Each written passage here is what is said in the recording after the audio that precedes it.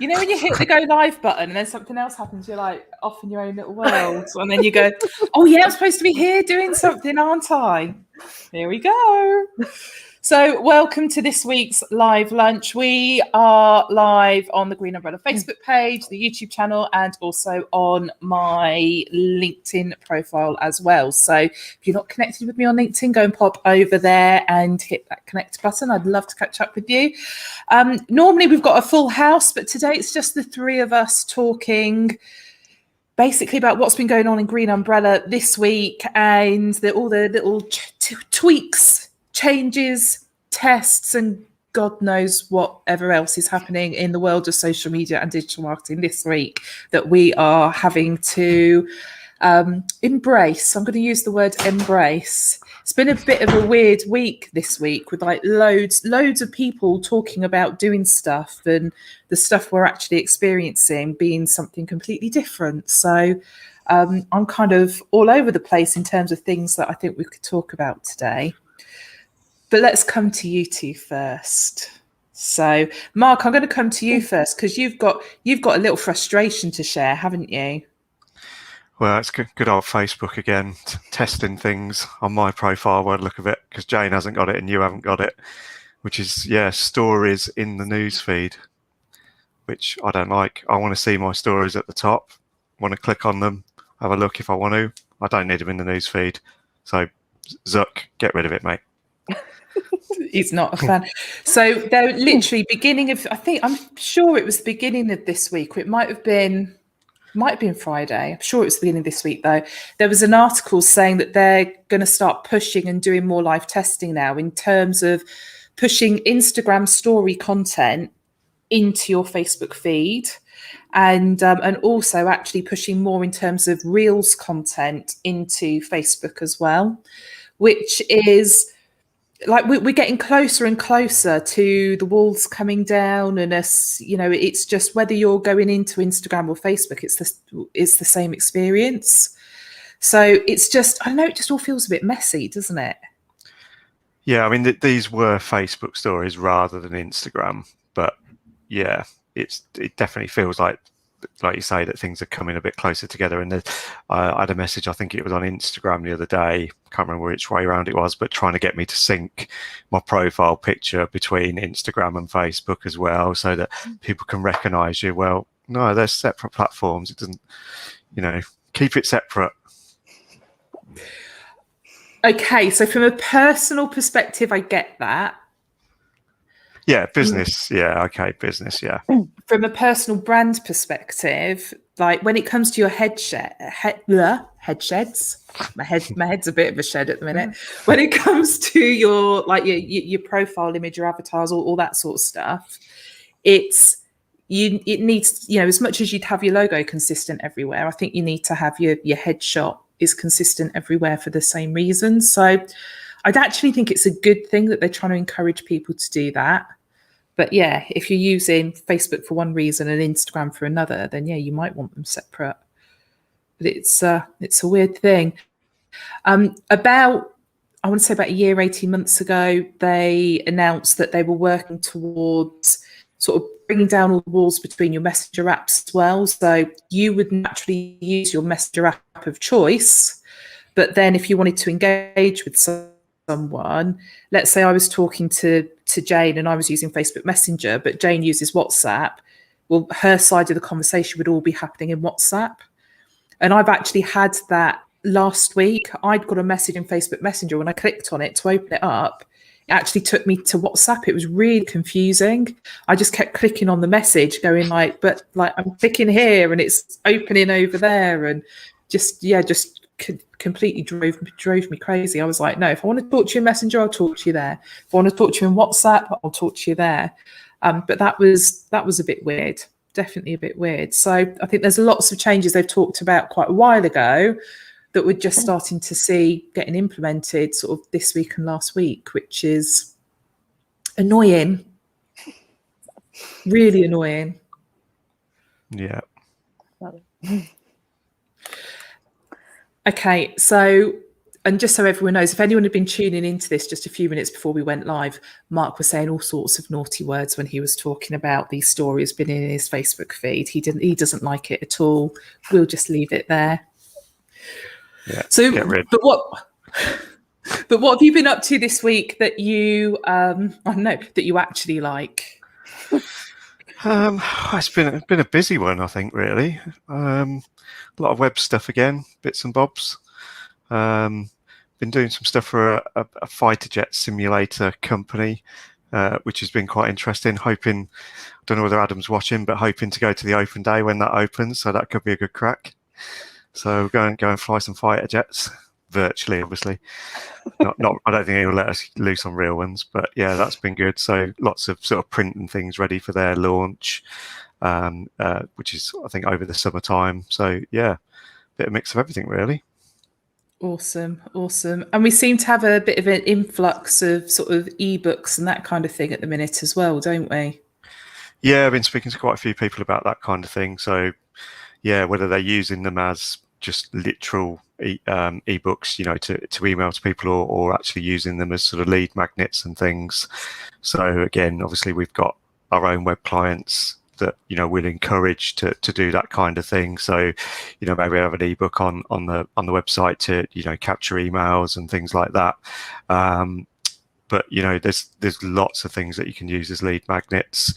I think we've just discussing earlier sort of things like vouchers and sort of sample requests for perhaps people that are in more of a retail situation. So again, you've got to put your email in to get that offer or that particular voucher and that, or the sample, and you're just sort of building your list there, and you obviously can then sort of remarket to those people.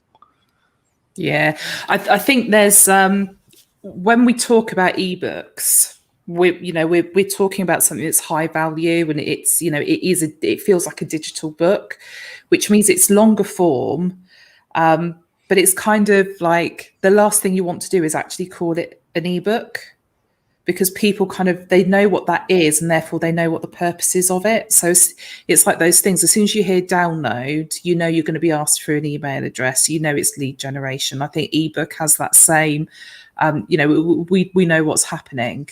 So we're seeing lots of people use words like, it's a free guide, or it's a blueprint, and sort of lots of different sort of more colourful language, let's say, to describe actually what they're getting rather than what it actually is. And it's that, what are you receiving in this transaction, rather than actually, it's an ebook. So I think that's quite important. But there's so many options now in terms of what you could offer from a lead gen perspective. I mean, we've always had quizzes on our sites, and you're seeing loads of stuff now in terms of like little quizzes and things people can do to sort of assess where they are on something. Maybe it's just 10 questions, but you go through all the questions, but to get your score, you have to put your email address in. And I think things like that work really well. And then they're not too difficult to set up, says the non-techie person. Yeah, I mean, well, obviously we use on our site for ours Gravity Forms, which has got some extras that you can do the sort of quiz elements to. But I'm sure there'll be other sort of tools and things out there. Obviously, lots of things can link to sort of MailChimp and other sort of systems like that. So again, people will be linking directly to that. So it's it's a fully automated thing. So from their perspective, they're getting the leads in without actually having to really do much legwork, apart from obviously I think sometimes the thing that some people do forget is you've still got to promote that lead gen though. So getting it out there on social media. Obviously I do speak this quite a bit to clients. Don't forget that just because it's on there, keep sharing it, keep reinforcing that it's got value and expertise attached to it, and get it out there really. Absolutely. I think that like it gets to this time of the year when I start thinking like, what are the trends that I'm going to be predicting for next year? So it's like, you get to like October time and people are kind of like, okay, Christina, what do you think is going to be big next year? What do you think is going to be big? What's the focus going to be? And I actually think there's a phrase called, first party data. Okay. And I think that that's probably a phrase that not a lot of people have heard of from a marketing perspective right now, but actually come the end of the year, a bit like remarketing, retargeting, first party data within a marketing context, I think is something that people are really going to be hearing quite a lot of. Right now, we're in a situation where, as marketers, we've been able to, run a Facebook ad to retarget those people that have been on our website, or when you've been looking for something online and all of a sudden you're being bombarded with ads for it and that sort of stuff, that kind of retargeted marketing that we've all fallen victim to. A lot has been happening in terms of the third party tracking that allows that to happen, essentially getting wiped out. So we've seen it with iOS. They've removed a lot of the tracking features within iOS 14 and 15 now. So it's going to be really hard to retarget people that way. Google were also going down that same route as well, where you're not going to be able to use cookies as freely as you have done previously. So now, as marketers, where we've been kind of retarget, let's show everyone this ad because they've been on that page of the website, or let's send them an email with this product in because we know they've looked at that product. We're not going to be able to do that in the same way anymore. And so this idea of first party data is really going to be something that we start to hang our hats on from a strategy perspective. So your first party data would be, maybe we've got 4 downloads. One of them's the ultimate guide to Facebook, ultimate guide to Twitter, ultimate guide to LinkedIn, ultimate guide to Instagram. Well, actually, when I know that, these people have downloaded this one, I can remarket to that, but the data belongs to us. We're not dependent on anyone else gathering that data. Does that make sense? Or have I lost you? Makes sense. Jane gets it because it's Jane's sort of stuff. Mark's like, is she still talking? Does it look pretty? You'll make it look pretty. All right, okay, that's right. I'll draw it for you, and then you can turn it into one of those awesome graphics so that everyone understands the things that I say.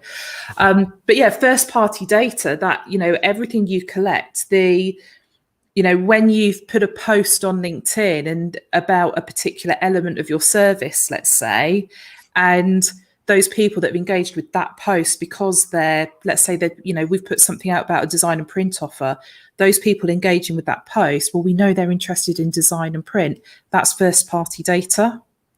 We can tag those people in our CRM maybe, or, look to send them something that's more targeted because we know they're interested in that. So we are all going to have to do more around this first party data stuff to ensure that we've got ownership of that ourselves, rather than just going, I'm going to tell Facebook, I'm going to set the Facebook pixel up or the LinkedIn Insight tag up on my website and just say, hey, LinkedIn, here's 500 quid. I just want you to show this ad to anyone that's been on my website in the last 30 days. We're getting closer and closer to a world where we don't have those options as freely available to us anymore. So yeah, like I say, the ebooks, the downloads, all those freebies that are lead generating, we really need to double down on that type of content right now, because like I said, I think next year that's going to be the big thing, because so many businesses they haven't got that data. That means Mark's going to be a busy boy. All the people watching this like live or replayed later or whatever else will be going, oh my God, I need an ebook. I need a blueprint. I need a guide. I need some vouchers. And then like me and Jane will just be sat back like, life's great. Yeah.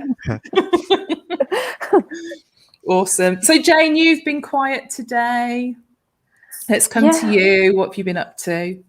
I have been, loads of things really busy all week. Lots of blogs, and I've been sorting out lots of other things, new clients going live, all sorts of things. But news-wise, so interestingly, sort of following on from what you said before about all the platforms kind of getting closer together and merging and all the rest of it. So The head of Instagram today has sort of announced that Instagram is no longer a square photo sharing app, basically. They're looking to move it into an entertainment and video app.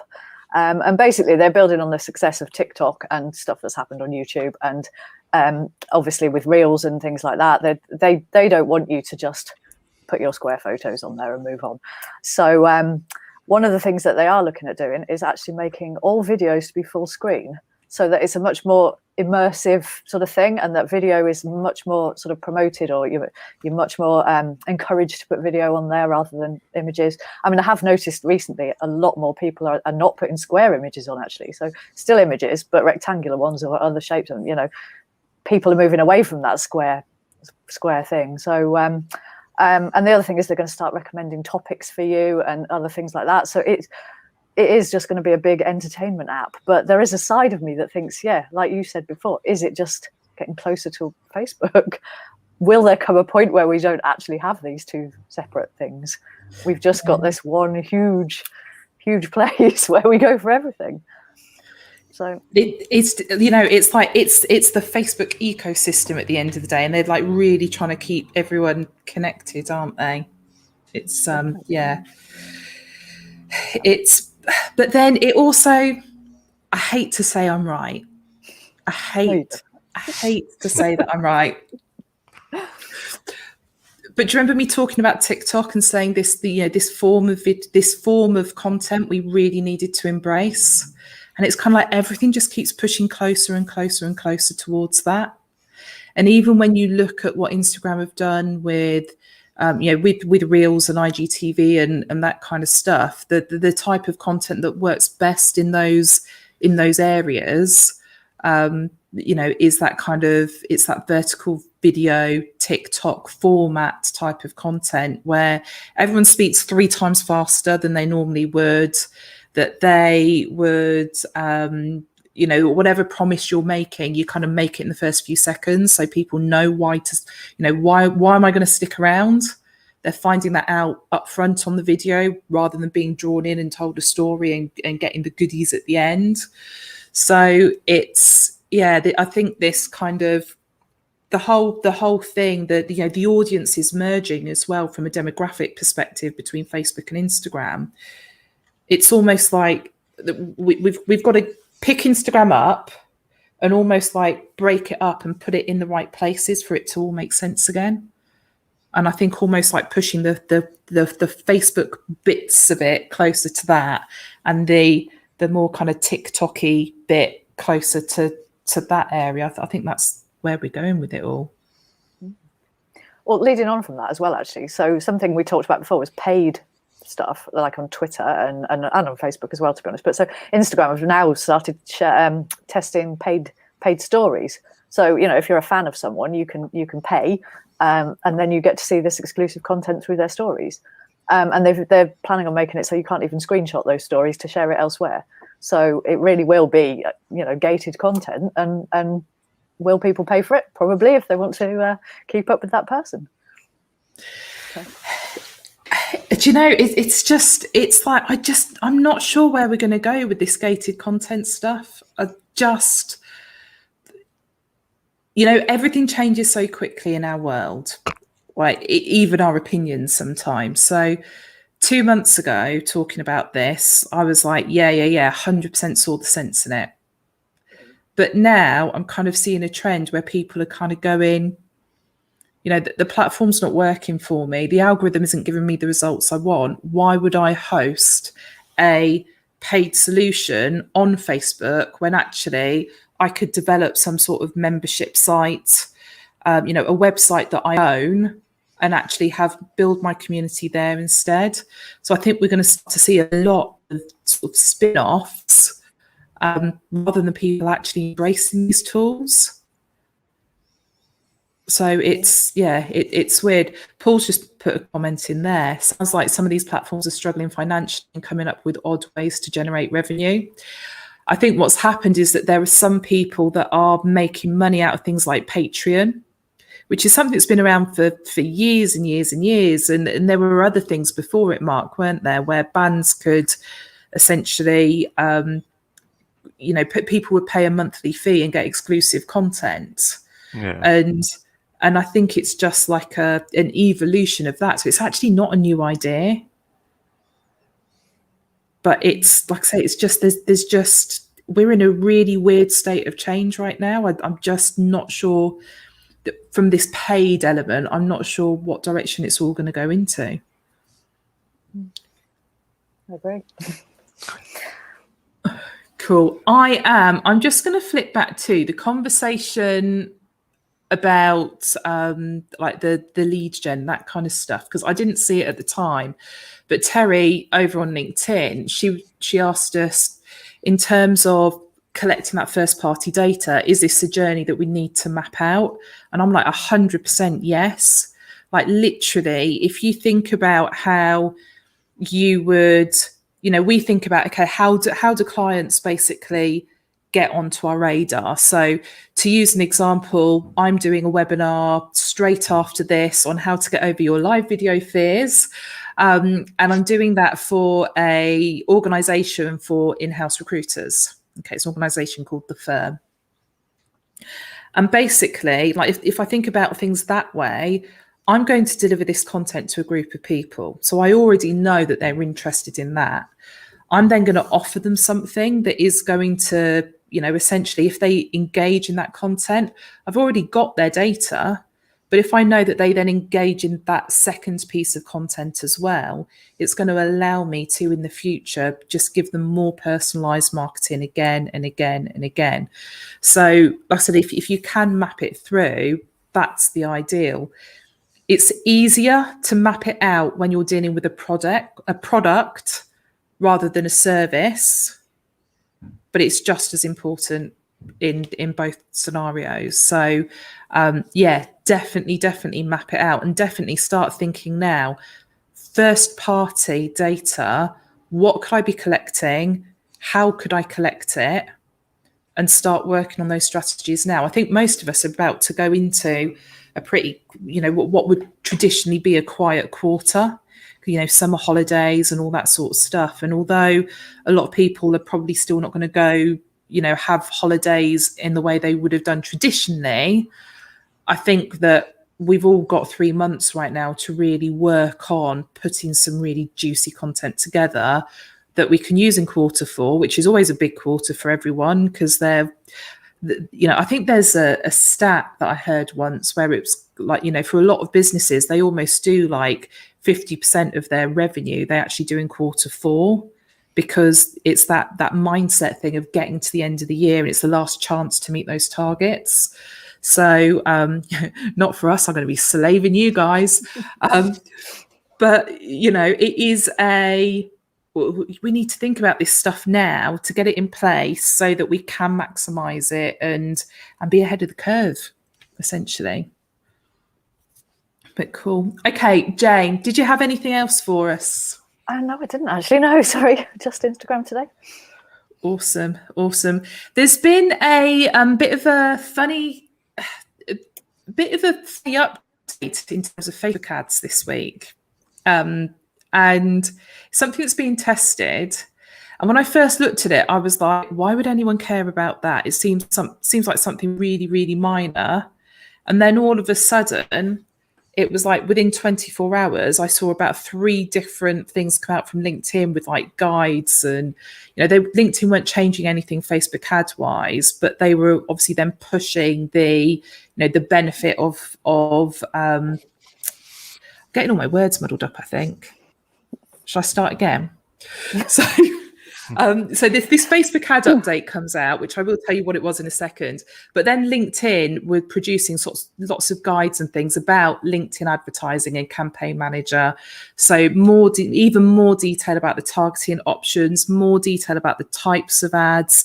We then also saw Twitter release something where they're making a change around video ads that you use on the platform. Now, no one really cares about Twitter advertising, if I'm honest. It's like, unless you're doing something that is really, really, really technical, quite nerdy, you're probably not going to worry about Twitter advertising because it just doesn't pay. not with the clients we were working with anyway. But the change on the Facebook ads, like I said, it was weird because I kind of went, it's kind of something and nothing. If you think about your Facebook ads, if you think about the construct of that post, you'll have a lovely image, and just above it, there's a bit of copy, okay, like your post description. And underneath the image, there is what normally gets pulled through from a link, let's say, okay. There's a little title and like 1 line's worth of description that you'll see on desktop, but you don't see on mobile.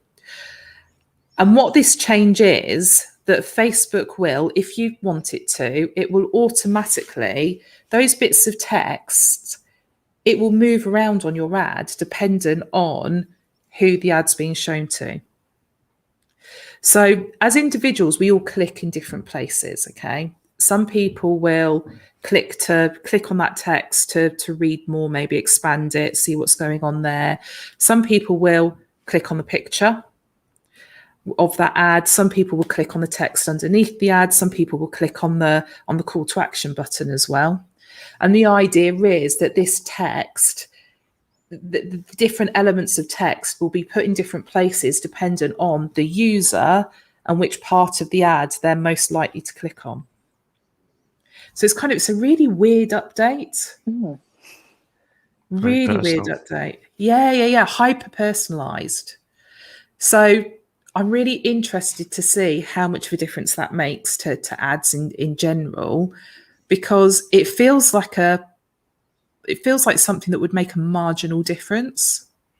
And it might just be coincidence, but this change, and all of a sudden, literally within like 36 hours, I'd seen like 4 or 5 other articles being released by other paid advertising platforms, kind of going like, we're great because we're doing this, and we're great because we do that. And I was just like, maybe this is going to be more meaningful than I'm giving it credit for. So when you're looking at ads, do you think, like, do you pay attention to where you click? Do you think you click more on the images, or more on the buttons, or more on the text? It's like, I never considered it before. No. It's just intuitive. You just click. maybe it is. You don't think twice, do you? You just do it. It's really bizarre. I'm really interested to see what difference it makes, if any. Because sometimes we see all these changes, and some of them make no difference at all. Some of them make life harder. So who knows? Who knows? Cool. So what else was I going to talk to you about? I got very excited about the ability to immediately share a tweet to your Instagram story.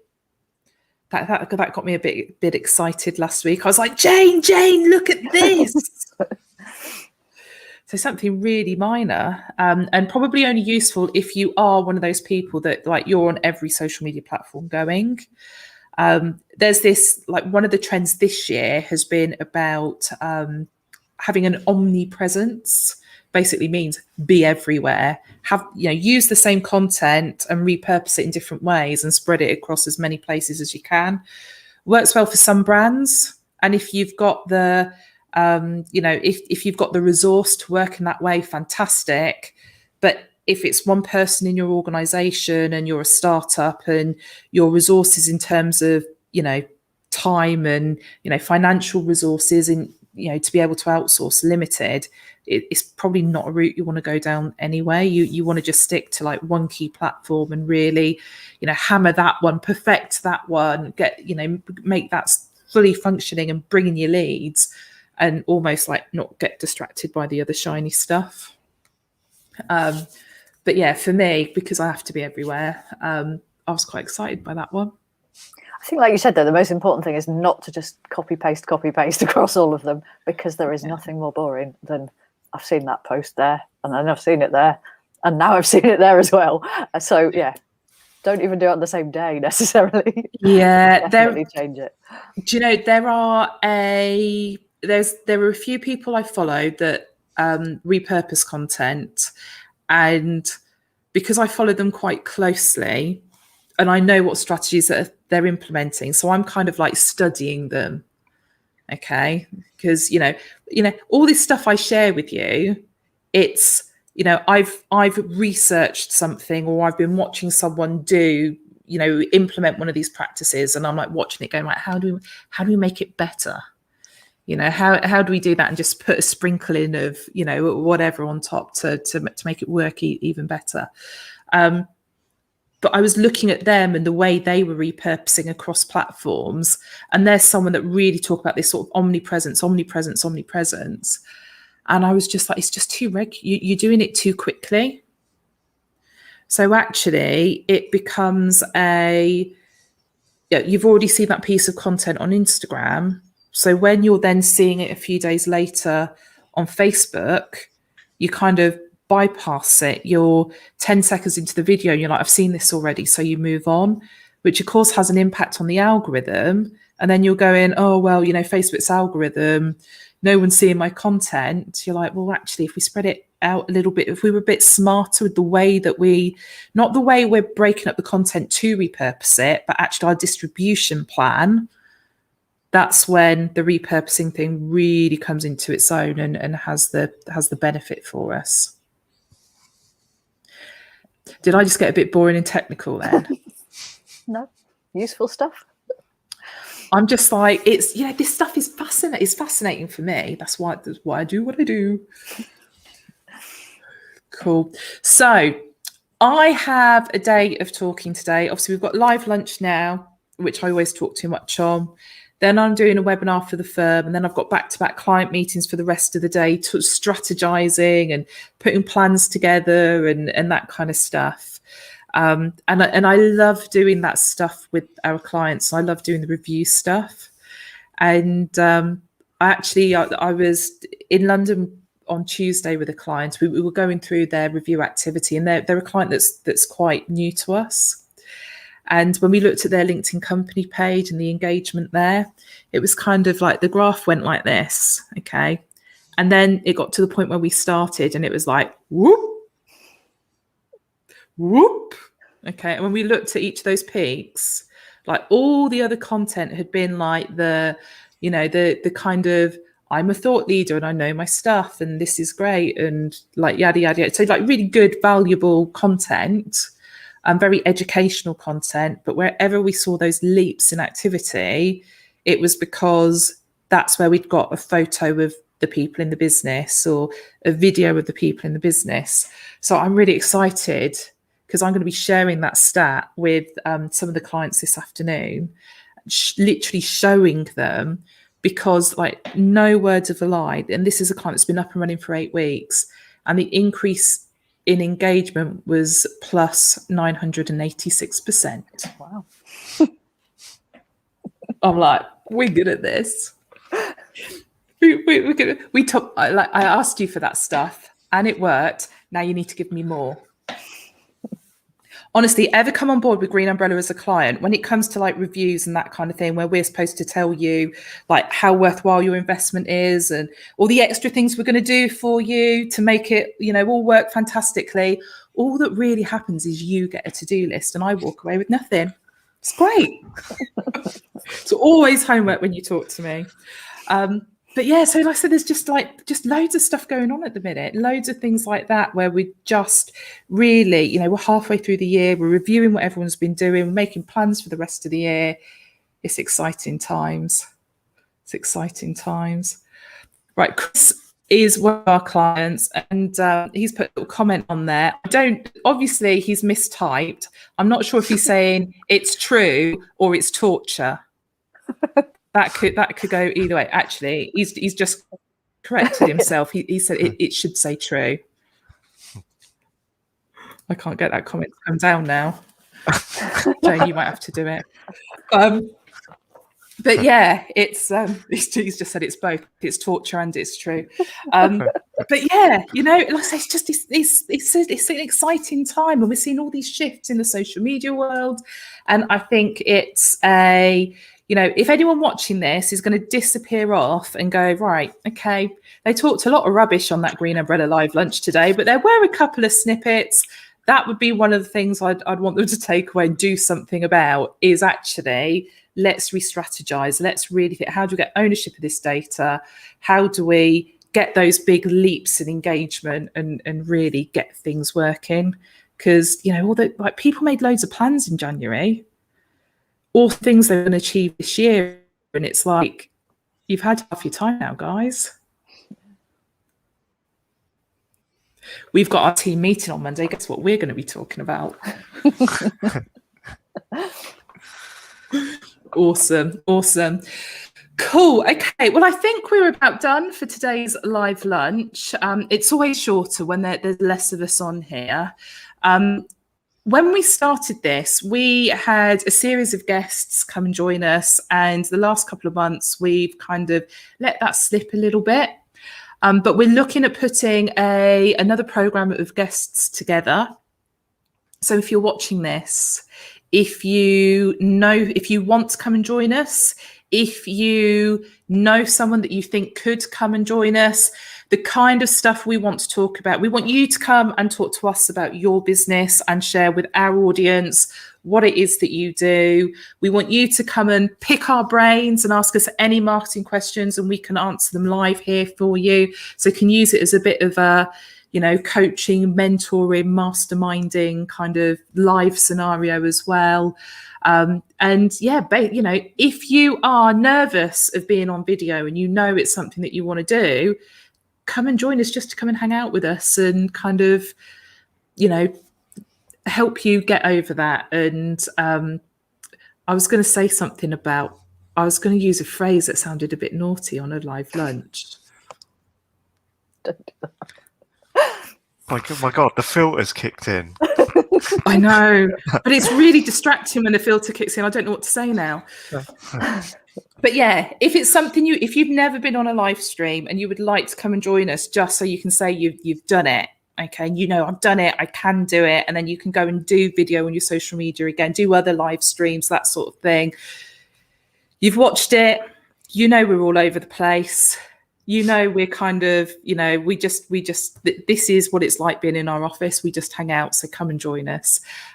So like I said, if it's just hang out, if you've got a message you want to share with as many people as possible, you know someone that's in that situation, you've got loads of questions and you want to come and ask those questions, whether it's, you know, social media, whether it's to do with branding, websites, social media, advertising, Jane just knows so much about now. So just come and just reach out to us, let us know, and we'll set a date. That's it for now. I'm going to stop talking. Better take a screen grab. That's yeah. I was ready to do one. Don't worry. You got it. I am ready, right. But we do need to wave. Yeah. All right. Okay. Quick wave. Bye. Bye, everyone. We'll see you next week. Thursday, 12. Live in all the usual places. Have an awesome week. We'll see you there. Bye. Bye.